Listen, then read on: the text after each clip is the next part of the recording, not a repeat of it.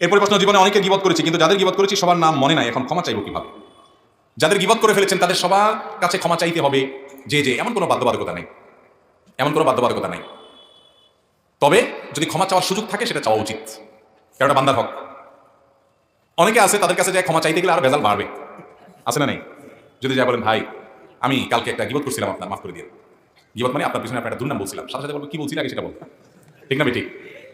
না বললে এবার পিড়াপিড়ি, এতক্ষণ তো ভালোই ছিল, এবার শুরু হবে অস্থিরতা, গন্ডগোল। আর বলার পরে ইউক্রেন রাশিয়া যুদ্ধ বাদলেও বেঁধে যেতে। তো এরকম আশঙ্কা থাকলে তার কাছে মাপ চাওয়ার দরকার নেই। তাহলে কি করবেন?